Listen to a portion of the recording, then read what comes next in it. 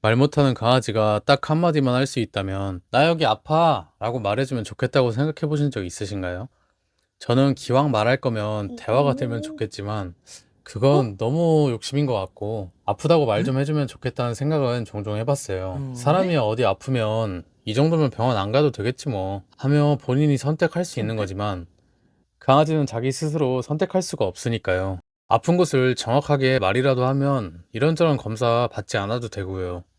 현실적으로 말을 하는 날은 오기 힘들 테니 미국이나 유럽처럼 편하게 병원 갈 수 있도록 병원비 부담이라도 좀 줄어드는 날이 오면 좋겠네요. 오늘 영상 보고 나면 강아지들이 아프고 힘들 때 어떤 신호와 행동들을 보이는지 아실 수 있고, 강아지들 행동 보고 아 맞다, 이 행동과 신호는 이런 거였지 판단할 수 있으실 거예요.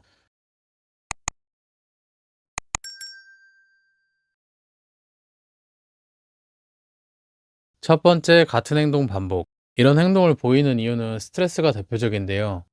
증상으로는 같은 지점을 왔다 갔다 한다거나, 제자리에서 빙글빙글 돈다거나, 벽이나 바닥을 계속해서 긁는 행동을 보이는데요. 이렇게 같은 행동을 반복하는 상태에서는 보호자님이 불러서 간식을 주거나 놀이나 개인기 훈련시키면서 최대한 집중을 깨트려 주시는 게 좋아요. 정형 행동 중 가장 큰 원인인 스트레스가 이유라면 에너지를 다 쏟아내지 못해서 그러는 경우가 많습니다. 이때는 평소보다 산책량을 늘려주시고 집에서 놀아주는 시간을 길게 가져주세요. 강박적이고 반복적인 행동은 원인에 따라 다른 반복적인 행동을 보여요. 그런 만큼 잘 살펴보셔야 하는 것 중 하나인데요. 증상이나 원인에 따라 해결 방법은 다르지만 앞서 말씀드린 증상들은 그래도 대부분 스트레스성이라 해결 방안이 많은 편이에요. 스트레스가 아닌 반복 행동에 대한 내용은 뒤쪽에 조금 더 얘기해 볼게요. 두 번째, 구토. 구토는 그렇게 심각하지 않다고 알고 계시는 경우도 있을 텐데요. 어느 정도 지켜봐도 되는 게 있고, 바로 병원으로 가셔야 할 색이 나눠져 있어요. 색에 따라 다른 증상과 상태의 심각성을 의미해서 색별로 말씀드릴게요. 보통 공복이 길어질 때 이런 색의 구토가 나오는데요. 위에 약간의 무리가 가면 강아지 장기의 구조상 충분히 할 수 있는 정도입니다. 구토가 이런 색을 띠고 있다면 사료를 적게 자주 주면서 공복 시간을 줄여서 방지할 수 있습니다. 그치만 나눠서 줬는데도 구토를 계속한다면 상담 받아보세요. 하얀색이라도 약간 회색빛을 띈다거나 끈적한 느낌이 든다면 장이나 위에 문제가 생겼을 수 있으니 잘 구분 지어 주세요. 노란색이나 녹색의 경우 하얀 구토와 비슷하게 공복에도 발생할 수 있는데요. 풀이나 식물을 먹고 나서 일시적으로 소화불량으로 이런 구토를 할 수 있고요. 그치만 앞서 말씀드린 하얀색과 조금 다른 점은 담즙이 포함된 거기 때문에 장이나 위에 문제가 있을 수 있으니 공복 시간을 줄여보고도 비슷한 증상이 지속된다면 병원 내원해보세요. 여기서부터는 좀 집중해서 들어주셔야 돼요. 갈색 구토의 경우 장이나 위에서 피가 난다거나 대변을 먹었을 때 나타납니다. 토에서 대변 냄새가 난다면 변을 먹었을 가능성이 높지만 원래 식분증이 있는 애인데 평소에 하지 않던 구토를 한다면 장기 출혈이 의심되는 상황이니 신속한 처치가 필요합니다. 붉은색은 입, 식도, 위나 장 위쪽에 출혈이 있을 때 보여집니다. 먹지 말아야 할 것을 먹었거나 하는 경우에도 나타나는데요. 심한 경우 궤양이나 위험이 심한 상태일 수 있습니다. 수의사한테 정확히 전달하려면 붉은색 계열과 분홍색 계열을 구별해 주실 필요가 있는데요. 거품이 섞인 분홍색에 가까운 구토를 할 시 호흡기 문제일 가능성이 높습니다. 카메라로 찍어 가더라도 구별이 어려울 수 있으니 보호자님이 눈으로 꼭 한번 체크해 주시는 게 좋습니다. 빠른 대처와 판단이 우리 강아지가 죽느냐 사느냐가 달려 있으니까요. 검은색 계열의 구토는 혈액이 소화되고 나오는 색이기 때문에 빨간 구토보다 더 위험한 상태예요. 위나 장 아래쪽 출혈이 있을 수 있고 위가 뚫린 가능성도 배제할 수 없습니다.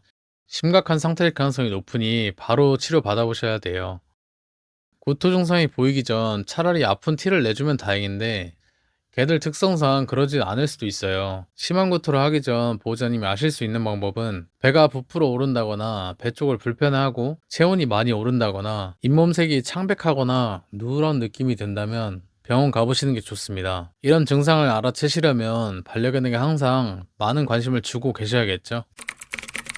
똥코스키는 엉덩이를 끌고 다니는 행동을 얘기하는데요. 똥코스키라는 말이 뭔가 귀엽기도 하고 정겨운 느낌이지 않나요? 수의학 분야에서 사용하는 용어는 스쿠팅이에요. 이런 행동을 보이는 경우 항문낭이 차서 그런 경우가 많은데요. 항문낭 외에도 알레르기나 기생충 감염의 경우도 있고, 항문 주변에 대변이 묻었거나 미용시 상처가 난 경우에도 이런 경우가 있습니다. 이런 증상을 보일 경우 1차적으로 항문낭 쪽을 봐주시고, 그 이후에 항문 주변을 봐도 상처나 문제가 없을 땐 알레르기나 기생충 감염으로 보시면 돼요. 가장 대표적인 항문낭은 직접 바로 짜실 수 있는데요. 짜는 방법은 꼬리를 들어 올리고 항문과 아이 컨택 하신 다음 항문 옆 4시와 8시 방향을 꾹 눌러주시면 됩니다. 너무 강하게 누를 경우 항문낭이 찢어지거나 파열될 수 있으니 살살 조금 힘 조절해 주세요. 찢어지거나 파열 시 감염의 위험이 있기 때문에 병원에 방문하시는 걸 추천드립니다. 네 번째, 같은 곳 계속 핥기. 일반적으로 보이는 행동은 발사탕하는 모습을 자주 보이는데요. 그루밍이나 습관적으로 핥는 경우도 있고, 발에 상처나 습진, 염증 등 이상이 있어서 핥는 경우도 있습니다. 습관적으로 핥는다고 해도 행동이 계속 반복된다면 없던 질병도 생길 수 있으니 하지 못하도록 해주세요.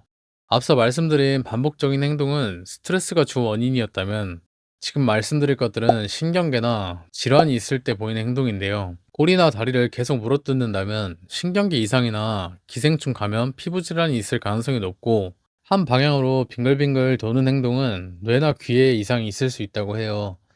반복적인 행동은 스트레스나 질환의 일부이니 처음에는 집중을 다른 곳으로 돌려주시고, 그래도 계속 반복한다면 수의사 상담 받아보셔야 합니다. 다섯 번째, 보호자 손길 거부. 평소 손길을 좋아하던 강아지가 만지려고만 하면 으르렁 된다거나 특정 부위에 예민한 반응을 보인다면 관절에 이상이 생겼을 가능성이 높아요. 보호자님들이 강아지를 꽉 잡을 일은 거의 없을 테니 강아지의 특성상 티내지 않으려는 경우도 많을 텐데요. 그래서 손길을 거부하지 않더라도 누워 있으려는 시간이 많아지고 눕는 자세가 다르다거나 쉬거나 앉았을 때 평소와 다르게 한쪽 발을 쭉 펴고 있다거나 걸음걸이가 평소와 다르게 부자연스럽다면 관절에 문제가 있는 거라고 합니다. 여섯 번째, 배변 실수. 대소변을 잘 가리던 강아지가 실수를 하는 데에는 여러 가지 원인이 있는데요. 요로나 방광에 이상이 생긴 경우 찔끔찔끔 소변을 자주 본다거나 소변을 볼 때 힘들어하는 모습을 보여요. 요로 감염의 경우 소변 냄새가 심해지고 피가 나는 경우도 있습니다. 소변량이 많이 늘었다면 먼저 평소보다 물을 많이 마시는지 확인해 주시고, 많이 마시는 게 확인된다면 쿠싱 증후군이나 당뇨를 의심해 봐야 됩니다. 질병과 별개로 보호자님이 나갔다 오기만 하면 실수해 놓거나 들어오자마자 실수를 하거나 한다면 분리불안일 수 있어요.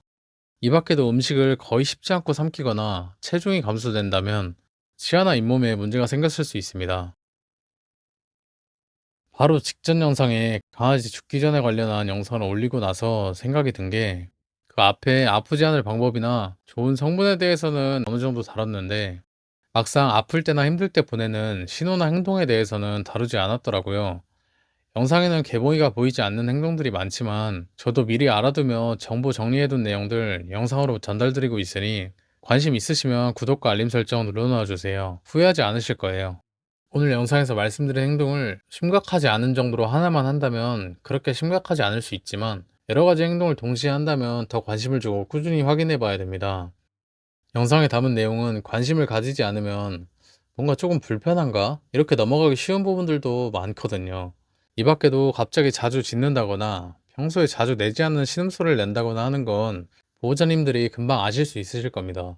보호자님의 관심과 사랑이 우리 댕댕이의 삶의 이유이자 삶의 전부인 점 꼭 기억해 주세요.